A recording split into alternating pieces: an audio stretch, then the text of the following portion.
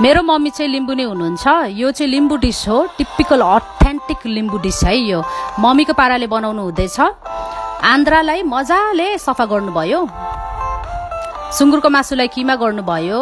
मसलाको लागि अदुवा, लसुन, टिमुर, जिरा, दालचिनी, अलिकति पानी हालेर ग्राइन्ड गर्ने।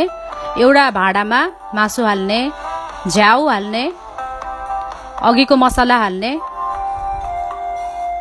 स्वाद अनुसार नुन, रक्ती र यो चामल अलिकति हाल्ने, चिली फ्लेक पनि हाल्ने, राम्ररी चलाउने।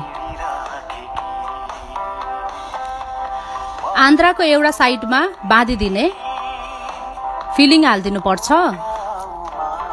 फिलिङ हालिसकेपछि फेरि अर्को साइडमा पनि त्यसरी नै बाँधिदिने।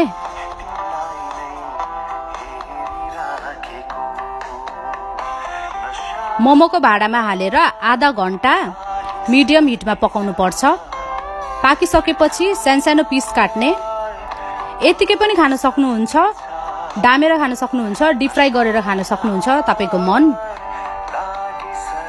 पिरो अचारसँग अनि प्याज चाहिँ मलाई धेरै हालेको मन पर्छ क्या।